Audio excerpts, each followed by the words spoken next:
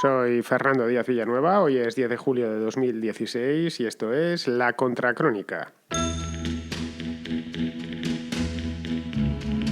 Esta semana no se hablaba de otra cosa en los círculos financieros, en los corrillos. Y es que la banca italiana está en las últimas, está pidiendo la hora, como los jugadores de fútbol. Se ve que su selección en la Eurocopa gana, pero los bancos se van todos al garete. La situación de los bancos italianos es algo de lo que se viene hablando desde hace ya muchos años, no es cosa de ahora.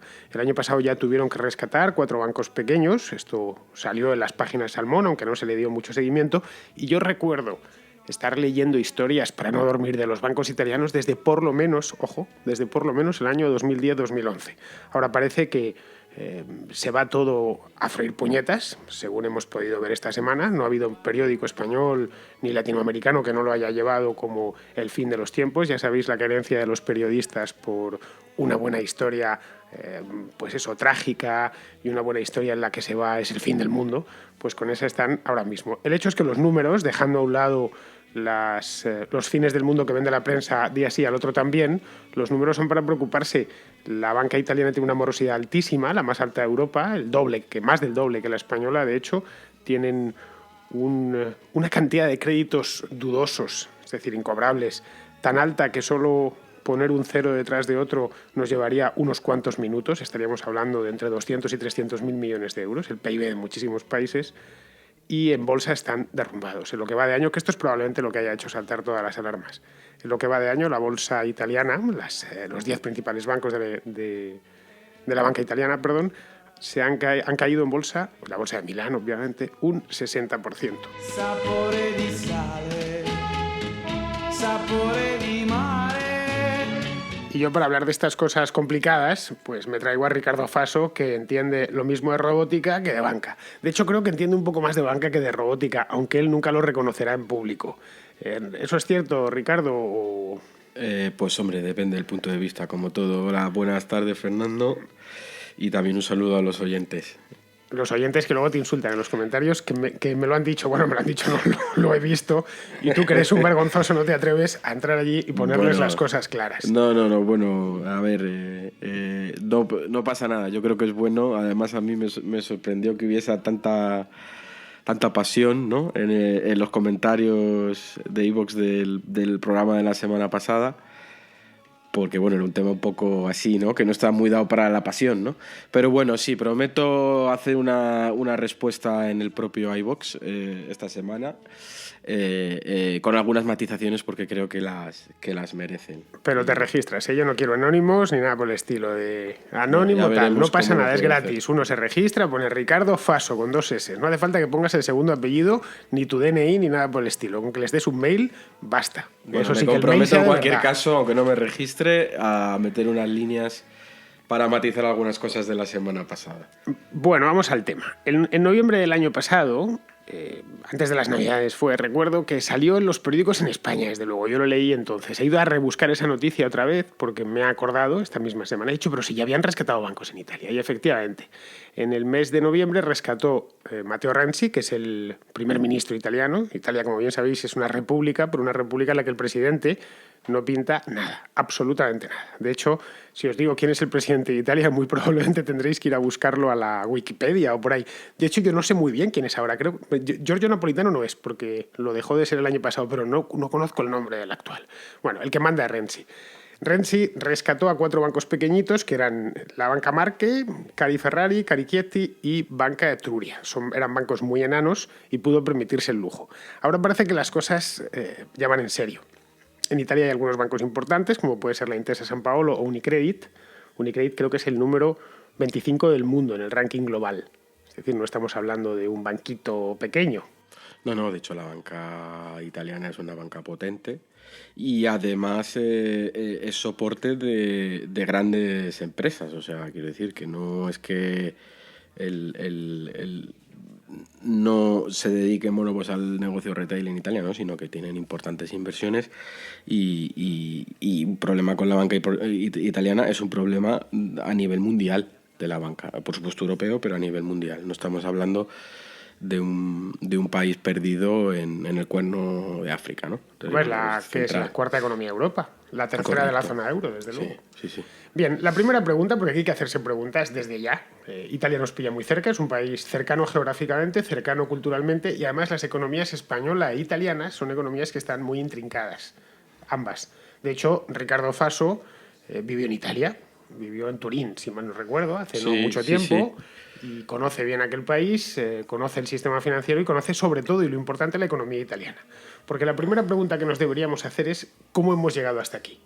Repasemos. Vamos a hacer un poco de historia económica reciente de Italia. Italia no tuvo burbuja inmobiliaria. Luego, no tuvo los problemas de la banca española, la banca irlandesa o la banca inglesa. No, no, en ¿De, de- efecto, de en dónde les efecto. viene? Esa es Pues la primera pregunta que yo me hago. en mi opinión, porque esto como sabes, pues es tremendamente discutible, ¿no?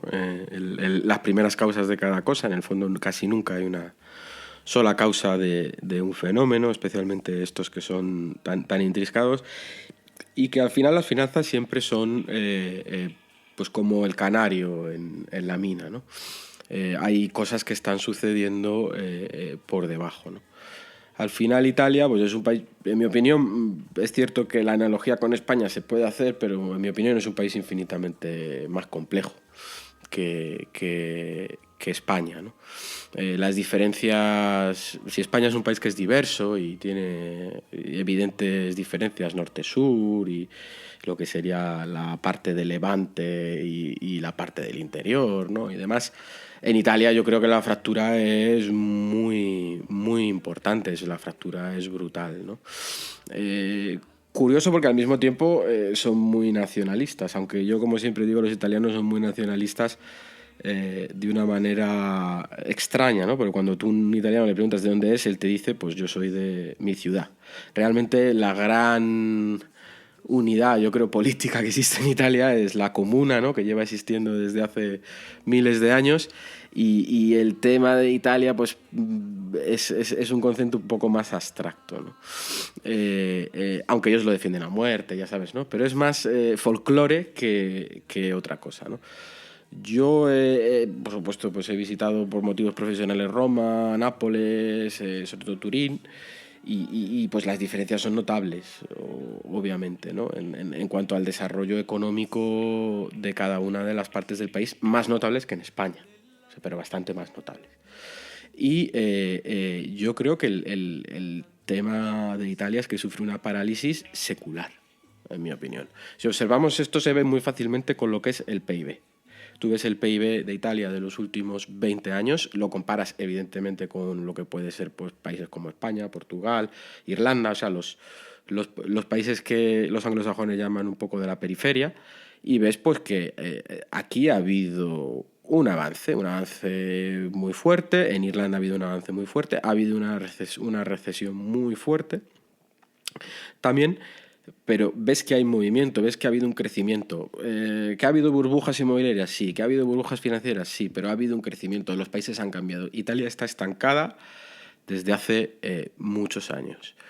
Eso, bueno, pues hace que la economía italiana, que en muchos aspectos es brillante y no tiene nada que envidiar a otras economías que podríamos decir de primera fila, como la alemana o la suiza y demás. Yo he estado en fábricas en el norte de Italia que no tienen nada que envidiar a ninguna que he visto en Suiza o que he visto en Alemania, perfectamente equiparables y productivas y demás. Pero Italia pues languidece. Por resumirlo, hay una cuestión en Italia que parece que es como un statu quo que se lleva manteniendo tanto tiempo que como que se ha perdido la esperanza, ¿no? O sea, bueno, esto siempre va a ser así y aquí sobrevivimos, ¿no? Bueno, pero Renzi precisamente era como un jarro de esperanza. Renzi tiene tu edad, nació el mismo año que tú. Sí, no, En el sí, año de hecho. 75, y ha rejuvenecido bastante. Era impensable que un primer ministro en Italia tuviese 40 años. Correcto, sí, porque la gerontocracia en Italia, no solo en el gobierno, sino también se ve en las empresas, especialmente aquellas empresas vinculadas al sector público y demás, existía esa gerontocracia, ¿no? Pero sí, cuando hablamos del capitalismo de amiguetes español o el capitalismo cañí, en Italia sucede de una manera todavía más patente, ¿no? Y especialmente por gente mayor. Que controla todavía en algunos casos las empresas. No quiero decir que esto sea universal, ¿eh? Hay empresas innovadoras, hay focos muy productivos, especialmente en el norte, pero Italia como un todo, como una amalgama bastante compleja, pues es así, es bastante parecida a España en ese sentido. Y ese estancamiento, ¿a qué lleva? Si tienes una población que va envejeciendo, porque el perfil demográfico de España es muy parecido al de Italia. Son muy similares en ese aspecto. Una población que va envejeciendo y que no crece, automáticamente, ¿qué le pasa? Pues que se estanca y comienza a endeudarse, empieza a pagar el gasto corriente con deuda, y ese es uno también de los temas de la alta deuda pública que acumula Italia de manera también secular, y que hoy en día pues puede estar en torno al 150%, ¿no?, del PIB. O sea, 135, exactamente. 135, pero bueno, pues eso ya sabes que varía de mes a mes. He ido a mirar yo, antes de ponerme con el podcast de hoy, he ido a mirar quién debe en Italia. Decimos, ¿quién debe? No, mejor dicho. ¿Quién es el moroso? El principal problema de la banca italiana hoy por hoy es la morosidad. Eso es espectacular. Ya está. Es directamente en España, creo que debe rondar el 7%. La morosidad, para que lo entendamos todos, es ese dinero que te ha dejado el banco o que ha dejado el banco y que es de dudoso cobro. Y bueno, los italianos lo llaman, como para todo tienen nombres bellísimos, porque me gusta mucho la lengua italiana, lo llaman los préstamos sofferentes, ¿no? Que sufren, ¿no? Que es una cosa que siempre es, hasta eso lo hacen bonito, ¿no? Bueno, pues de préstamos sofferenti, porque estaríamos hablando en plural, de préstamos problemáticos. Por un lado esto es un informe, el que tengo delante es un informe que ha publicado el año pasado CaixaBank Research, en español, se llama Las tareas pendientes del sistema bancario italiano, para que veáis que no es cosa de ahora ni de esta semana pasada. Y viene, por un lado, cómo ha ido evolucionando el crédito problemático, que va de la tasa de morosidad de un 4% más o menos en el año 2006 a un 18% en el año 2014, y de dónde viene. Es decir, ¿quién debe en Italia? Que ese es un planteo. Vamos, ¿quién debe? ¿Quién no está en disposición de devolver lo que pidió prestado? ¿Las personas, los italianos de a pie, o las empresas?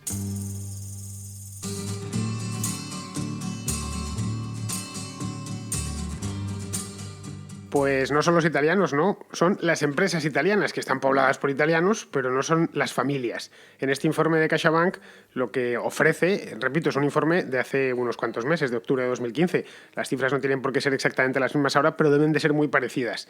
Las sociedades no financieras, es decir, las empresas italianas, son las responsables en un 71% de estos créditos dudosos.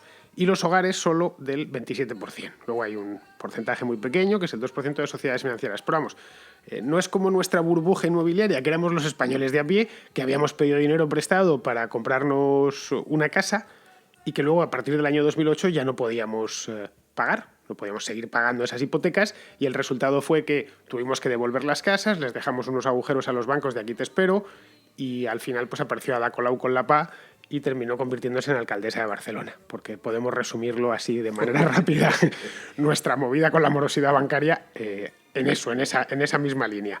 Bien, ¿esto por qué sucede? Porque yo no lo entiendo muy bien. ¿Tanto han pedido a las empresas italianas y luego han ido quebrando? Bueno, yo no es que las empresas quiebren, o sea, el problema es el cuando un préstamo, lo que llaman los préstamos, no es que no se cobre, sino que es un préstamo, lo llaman en inglés not performing loan.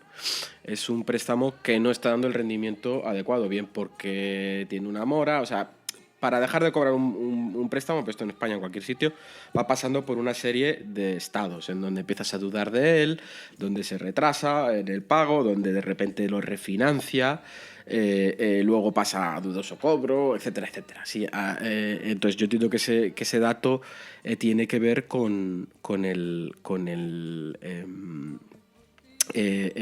préstamos que son non-performing, ¿no? O sea, no es sencillamente que no se vayan a cobrar. Pero bueno, en este sentido que te hablaba de ese modelo italiano de crecimiento, que no es muy distinto también lo que pasa en Japón, en donde el capitalismo este de amiguetes hace, ¿no?, que las empresas presten a los bancos y son precisamente esas empresas que a lo mejor son grandes o tienen planes de expansión que luego no salen, los que hacen que el banco crezca. Porque fíjate que tampoco los bancos italianos son bancos que han hecho aventuras internacionales como puede ser el Santander y demás, ¿no? Es todo como muy endogámico. Entonces, claro, cuando hay un problema, el pastel pues puede visualizarse y puede explotar. Sí, porque la banca italiana se financia a sí misma, es decir, financia la economía italiana. No es como la banca española que financia a media América, por ejemplo. Ese era uno de los elementos que cuando, bueno, pues hace unos años teníamos todo el dominó famoso, ¿no? De si caía Grecia, caía Portugal, caía España, caía Irlanda, estas cuestiones que había mucho, digamos, temor con un gran cataclismo financiero que, bueno, se conjuró, pues bueno, de aquella manera como estamos viendo ahora, porque sigue habiendo problemas financieros y de la banca europea. Claro, cuando tú vas a ver en la banca italiana de quién presta, también tienes otro tema, que es que los bonistas y los que tienen el pasivo del banco, de los bancos italianos son los propios italianos, con lo cual todo queda en casa. No sé si me explico. Yo presto a mis empresas y me financio de mis ciudadanos, ¿no? Este es uno de los problemas que hoy en día es por el cual hay tanta movida. ¿Por qué? Porque las reglas actuales del rescate bancario europeo indican que se tiene que hacer estilo Chipre, o sea, lo que sería el rescate interno o el bail-in. Eso es lo que dicta la Unión Europea, ¿eh? Correcto. Entonces, ¿cuál es el tema? Básicamente, Renzi está como gato panza arriba contra esto porque quien es dueño de los bancos son los propios italianos. Eso es por un efecto. Creo recordar que hay ventajas fiscales si compras bonos de bancos y demás, con lo cual gran parte de los bonos y el capital de los bancos está en manos de las familias, de lo que sería el sector retail, con lo cual Renzi sale del gobierno al día siguiente de aprobar un bail-in, porque sería, oye, pues los empobrece de golpe. En noviembre, cuando hubo las fusiones estas, porque el rescate también fue a través de fusiones, y esto es un poco lo que ha pasado en España, no es tan distinto, las fusiones de bancos pequeños, hubo hasta un jubilado que se suicidó, porque claro, había perdido todos los ahorros y demás. Claro, eso tiene un impacto que ríete tú de Supervivienda. Además tiene a los del Beppe Grillo, el Movimiento 5 Estrellas, bueno, que están gobernando en Roma ya. Y en Turín, o sea, y en Nápoles, o sea, no es que sea un tema aislado. Es cierto que allí hay segunda vuelta en los municipios, no es como el caso español. O sea, es decir, que puede votar al final, con que pases a la segunda vuelta y ganes al siguiente, ya gobiernas, ¿no? No significa que haya una mayoría. Pero entonces, claro, ese es el problema. En este sentido, pues como ves, es un círculo, es el uroboros ¿no? El animal mitológico que se muerde su propia cola, ¿no? Que tiene muy difícil solución. Y por eso yo creo que nadie ha hecho nada hasta que yo creo que ahora va a ser un momento donde alguien lo va a tener que hacer. Pero es curioso porque hay bancos italianos muy grandes, realmente grandes, pero no son conocidos fuera de Italia, a no ser que uno vaya a Italia y los vea. O sea, yo tengo aquí los 5 primeros, os he ido a buscar.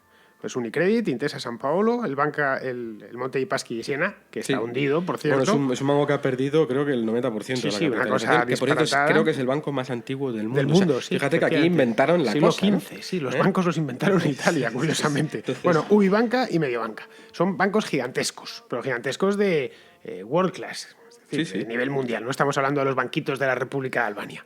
Pero en cambio no se les ve fuera.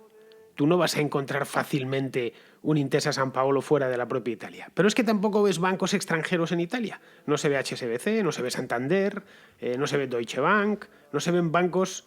y la banca está muy globalizada, extraordinariamente globalizada. En España lo podemos ver. Y en cambio allí nada, es como una especie de corral. Y probablemente esto es la maldición del corral.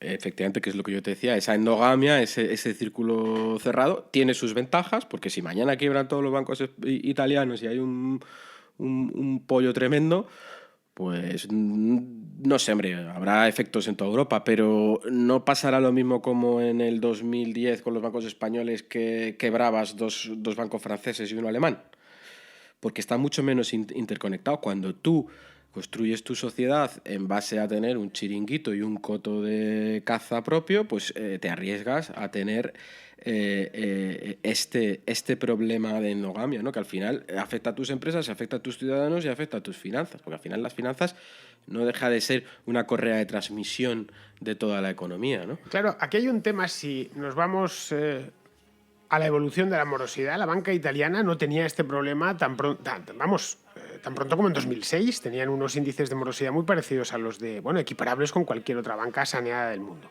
¿Por qué en 10 años todo se ha ido a la mierda? A ellos no les afectó la burbuja inmobiliaria que tuvimos en otras partes de Europa. Sí les afectó la crisis internacional, pues porque están en el mundo. Esto lo que nos está diciendo es que la economía italiana, que es de natural exportadora, yo estoy intentando dar una explicación a los oyentes, porque si no, es que no entendemos nada. Se financió con los recursos propios de los bancos de allí, que a su vez financiaban los italianos comprando acciones y bonos. Y gran parte de esa actividad no ha tenido el éxito que se esperaba. Y han sido empresas que la mayor parte, aquí cuando dicen créditos dudosos, o de dudosa recuperación, o de imposible recuperación, es una empresa que ha quebrado, que ya no te va a pagar nada. Sí, sí. Es como la lista de Montoro. Fulanito le debe tanto, tal empresa le debe tanto a Hacienda. Y se lo va a seguir debiendo porque ha quebrado. Es decir, esta historia es muy similar.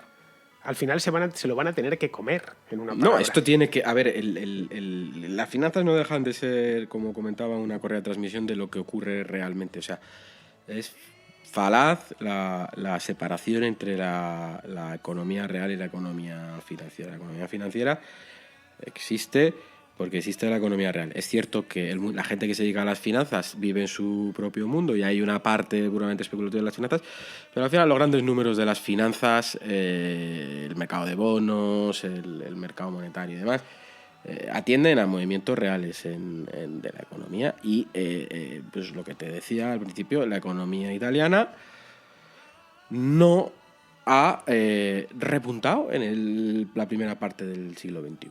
No ha tenido una evolución, lo puedes ver en PIB, lo puedes ver en exportaciones, lo puedes ver en casi cualquier parámetro.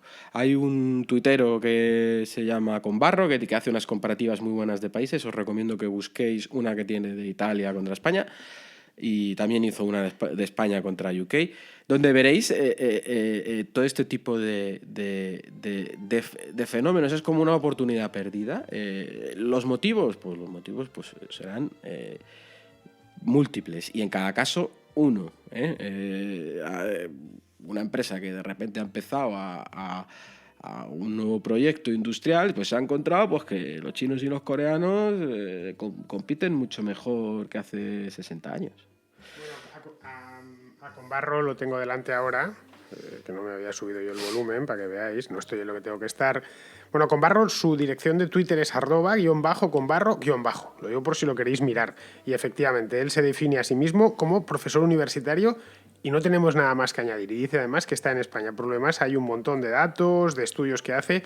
Yo, si os lo recomienda Alfaso, yo también os lo recomiendo. Está muy bien para los que os guste la economía, que no tenéis que ser todos. De todas maneras, a fin de cuentas, como bien dice, no hay ni una sola tendencia financiera a lo largo de la historia, ni una, que no vaya acompañada de su relato en la realidad. Es decir, ya está. Este mito que se ha implantado desde la crisis, de las finanzas van por un lado, puede suceder que la bolsa esté subiendo a lo bestia y luego la gente muriéndose de hambre en la calle. No. Puede suceder. Bueno, eso puede suceder un día, si y lo los miramos un movimientos día, a corto claro. plazo no, pero yo hablo de las grandes tendencias que a lo mejor ves en 20, 15 años, lo ves y tiene sentido. El tema de los préstamos de Italia, no solo... Mira, simplemente el tema bancario. En España ha habido una burbuja inmobiliaria y ves... Pues desde 2001, 2002, un incremento bestial del crédito en número de créditos y en volumen en euros.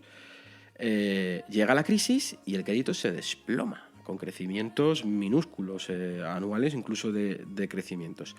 Los los impagos o los non-performing loans que hemos Pero hablado se antes. desploma en España por falta de demanda. Claro, Entre otras porque cosas, la gente dice, claro. se nos ha ido... Yo lo se no-". recuerdo hace unos años, que no dan crédito a la banca. Bueno, es que tampoco lo piden. No, hubo una contracción voluntaria y, en mi opinión, sana. Oye, que nos hemos pasado de frenada, vamos a dejar de pedir prestado, ¿no? Crédito privado. Porque el crédito público, como sabes, pues ha seguido otro camino. Pero bueno, los préstamos no cobrables o incobrables o non-performing, o como queramos llamarlo, que aquí hay mucho tecnicismo, en España automáticamente con la crisis se disparan. Pero se disparan a niveles muy altos, ¿no? Del 12, 13, 14%. Pero de repente ves que con la reestructuración bancaria que se hizo, con todo lo del Sareb, y bueno, se atacó el problema y esos créditos empiezan a caer, es decir, se demanda mucho menos crédito y además los créditos que quedan pues ya empiezan a tener unos estándares. Renzi ha creado un banco malo, una Sí, Sareb se llama italiana. Atlante, que como Atlante, para todo, sí. como para todo es un nombre muy... Bueno, pues el banco malo, el Atlante, que no merece, un banco malo no merece un nombre tan bonito, lo ha dotado con 6.000 millones de euros. Con eso los bancos italianos no tienen ni para pipas. Sí, pero literalmente ni para bolígrafos de la oficina. Teniendo en cuenta que tienen esos créditos por cobrar por 200 o 300.000 millones, para que nos hagamos una idea. De cualquier manera, esto va a tener consecuencias políticas, como ya hemos apuntado, por el tema del Movimiento 5 Estrellas, que es una especie de Podemos sandunguero, no tan ideologizado. Yo es que, si te digo la verdad, yo les he visto muchas veces en televisión, sobre todo este año menos, pero el año pasado, que pasaba mucho más tiempo en Italia, les he visto en televisión y yo no los veo como Podemos, los veo como No son una Podemos. cosa... porque Podemos no deja de ser un partido comunista del siglo XXI, por mucho que disfrazado de lo que queramos. Pero bueno, partido, sus ideas son comunistas y son mucho más ideológicos, mucho más fuertes, ¿no? De mensajes mucho más fuertes. El movimiento 5 Estrellas, Fernando, es como... Son decrecionistas, o sea, lo que no quieren es que... lo que no quieren es que la economía crezca, son ecologistas. Los senadores que han llegado, los senadores que han llegado eran amas de casa. O sea, el propio líder es un humorista de los años 70, que por cierto es un tío bastante gracioso. Es un producto muy italiano, la verdad. Sí, es una cosa rara. O sea, Muy es una cosa que italiano. no... Ya el nombre 5 estrellas, Movimiento 5 Estrellas, Sí, como que, la parece Mau. que parece un show. Aquí vamos a hacer el Movimiento 5 Estrellas. Bueno, esto va a tener, ya digo, consecuencias políticas por un lado y por otro va a obligar a otro italiano, que en este caso es el gobernador del Banco Central Europeo, Mario Draghi, a tomar medidas y tomar medidas drásticas. Che mi importa del mondo quando tu sei vicino a me? Porque claro, lo fácil es decir, oye, que los bancos italianos están en la ruina. Pues me parece muy bien. Están en la ruina, aquí lo hablamos un poco en la contracrónica y fuera. No, esto lo tienen que solucionar de alguna manera. Es decir, hay 200, 300.000 millones de euros en el aire que alguien tiene que pagar, alguien tiene que poner, alguien tiene que tapar ese agujero, porque el agujero existe. Es como cuando nos encontrábamos aquí hace 6 o 7 años con el agujero de la banca española, de las cajas en concreto. Yo recuerdo ir a la televisión, estar en la radio hablando toda la semana sobre el tema. Que sí que muy bonito es hablar de esto, pero al final, ¿quién paga la cuenta? ¿Quién va a terminar pagando la cuenta en Italia? Pues yo no lo sé todavía, no tengo ni idea. Yo tampoco, y yo entiendo que esto tiene que ver con las negociaciones. A ver, yo la primera previsión que hago es que no creo que el protocolo europeo puro y duro se aplique. O sea, no creo que se haga un modelo chipriota. Más que nada, porque en Chipre al final quien les estaba estangando eran los rusos, con lo cual, bueno, pues tampoco tenía un coste político tan alto. Ya Putin está encabronado con la Unión Europea per se, pues bueno, oye, pues una más tampoco va a pasar. Yo creo que habrá algún tipo de componenta, habrá recapitalizaciones privadas donde alguien tenga que poner, habrá alguna cosa pública, habrá algo de ayuda de la Unión Europea saltándose las cuestiones. De hecho, no me parece casualidad que esto haya saltado inmediatamente después del Brexit. Es obvio que los mercados han sufrido una fluctuación fuerte con el tema del Brexit y que eso ha podido forzar las alarmas de la situación de los bancos, pero esto ya se sabía. Yo recuerdo haber leído en enero, yo sigo algunas noticias financieras y tal, y no tanto las oficialistas de los medios, sino blogueros y tal, que siempre es más divertido, ¿no? Y recuerdo haber leído un post que era de un americano que se titulaba así, sabes que los americanos son muy cachondos para este tema financiero, y ponía: saque usted su dinero de los bancos italianos, de diciembre o de enero del año pasado, porque ya se sabía. Entonces no me parece casualidad de que esto haya saltado justo después del Brexit, donde la Unión Europea está más abierta quizás a tranquilizar O las sea que cosas. tú crees que esto está inducido, en una palabra.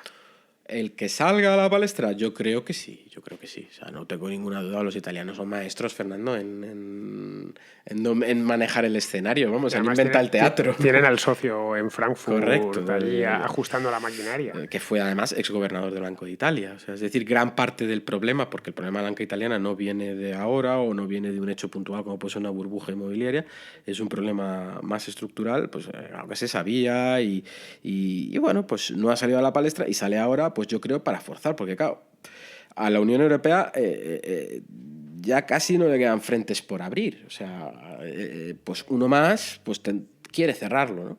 Y claro, Renzi se sitúa en una posición de poder vender en Italia.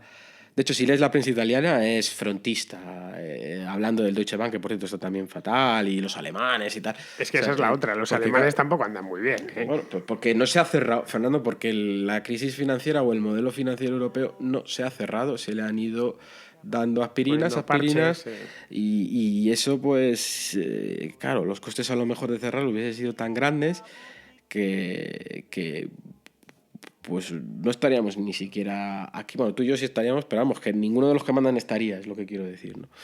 Entonces, pues yo creo que ahí como al más puro estilo europeo, al más puro estilo italiano, esto se va a cerrar con un acuerdo. Un acuerdo de, pues mira, al final tanto, no son tanto, en el fondo si ves los números, no son los 360.000 millones que hablan, porque al final los bancos también tienen provisiones, con lo cual al final hay una posición neta, pero tampoco creo que se pueda resolver al modelo español, porque al final ten en cuenta que la mayor parte de los activos tóxicos españoles eran inmobiliarios, con Claro. lo cual había una forma Es que la naturaleza de la crisis bancaria española y la de la italiana son distintas. Aquí había un colateral, que estaba claro. Bueno, sí tienes ahí unas urbanizaciones en la costa o a las afueras de las ciudades que de una manera u otra pues ejecutas y le podrás ir dando salida. A descuento, obviamente, pero le podrás ir dando salida. Hay un colateral físico, pero en este caso no. Es dejar dinero a empresas que emprenden proyectos productivos que no culminan bien y dejan un agujero. Claro, ahí. entonces el tratamiento de esos activos tóxicos es más complejo, en mi opinión. Pero bueno, yo entiendo que al final, entre recapitalizaciones, una parte de pérdida de bonistas, que aquí supongo que alguien exigirá también que alguien pierda algo de dinero en todo esto, dinero europeo por un lado, disfrazado de como lo queramos ver, aunque eso habrá que ver lo que dice Alemania, como siempre, ¿no? Y parte de dinero público italiano, como ya están haciendo con el Atlante este, es dinero público italiano, ¿eh? No es digamos que ha salido de la nada. Con lo cual, en cierta manera, sí que está habiendo cierto rescate público en Italia. Y yo entiendo que esto se tiene que medir mucho para, por un lado, que salgan todos ganando, ¿no? Que pues los europeos cierren ese frente. Vamos, los europeos, los de Bruselas and Company cierren ese frente, y Renzi pues salga fortalecido de la jugada, ¿no? Porque si no, creo que el año que viene hay elecciones, en 2018, ¿no? No, en 2 años hay elecciones. 2 años tienen elecciones italianos. Y bueno, pues ahí puede haber sus más y sus menos, ¿no? Porque, a ver, los del movimiento estos 5 estrellas ya no es que vengan con malas ideas, que son malas ideas, son... Bueno, Italia no es la que era. Italia, desde que hizo aquel acuerdo que ya estaba Berlusconi metido para garantizar mayorías, es decir, para españolizar su sistema electoral y que gobierne, que no haya necesidad de pactar, que no haya pentapartitos como en el pasado, si ganas, ganas. Si ganas, ganas y gobiernas. El Partido Democrático, que es el partido de Renzi, creo que tiene en el Congreso de los Diputados de allí, en el Parlamento, la mitad, más de la mitad. Es decir, en el momento en que ganas, te haces con más de la mitad de los escaños. Quieren hacer una reforma también para bajarlo a 40%, para convertirlo en un sistema mayoritario Sí. a partir del 40%. Que también es otro tema que está pendiente y que es un pulso que el Renzi tiene que ganar. Pero vamos, eso ya es más política interna de Italia, pero al final esto se va a resolver por todas estas cuestiones, no por un análisis financiero y demás. O sea, al final, desde el punto de vista financiero, económico y demás, lo lógico sería hacer un bail-in y que se asumiesen las pérdidas y que el sistema se limpiase de manera adecuada. Eso, me temo, como ha pasado en España, no va a pasar. Y bueno, habrá pues una componenda. Esa es mi previsión. Pero vete tú a saber qué cosas más raras se han visto, ¿no? Que de repente pues se planten los alemanes y tengamos culebra de estas hasta el año que viene. Sí, ¿no? como la de la prima de riesgo, ¿no? Que estuvimos años hablando de ella, desde 2009 a 2012 por lo menos, bueno, hasta 2013. Bueno, pues aquí vamos a terminar la contracrónica de hoy. Yo os juro, manteneros informados si hay alguna novedad. Este es un tema que quería tratar desde hacía días, pero no encontraba nunca el momento adecuado. Ya sabéis que en España estamos como estamos. Me preguntaba el otro día un oyente que me escucha desde Argentina, que por qué no trato más temas internacionales. Mi respuesta es, en cuanto pueda, me abriré más al mundo, pero es que ahora tenemos, no deja de ser un podcast de actualidad o de política, economía, se hace desde España y entonces pues tiene cierta preferencia a los asuntos que suceden en España. Y aquí estamos ahora sobrecargados de información desde el mes de enero, de información política porque el país está sin gobierno, así que no es por nada, pero yo estoy el primero que está deseando que que tengamos gobierno una puñetera vez, que se ponga a hacer sus cosas, sus horalladas, sus consejos de ministros cargados de leyes y pasemos, la gente interesada en otros temas, a hablar de las cosas que están sucediendo por el mundo, como por ejemplo esta de la crisis bancaria italiana. Bien, pues no os mareo ni un minuto más y bueno, vamos a despedirnos de Faso, que de Faso luego nunca me despido, soy el peor presentador de radio del mundo. Bueno, Faso, hasta la próxima Pues nada, semana. hasta luego, Fernando, hasta luego a los oyentes también. Muy bien, pues ya está. Es que luego cuando estoy editando el programa digo, caray, a este le he dado la pata en el culo y le he sacado el programa sin decirle ni adiós. Y esto es una cosa de una diferencia básica. Bien, yo de vosotros sí me despido, eso jamás se me olvida. Me despido y os emplazo, ya sabéis, a mañana. Ciao, ciao, bambina, un bacio ancora.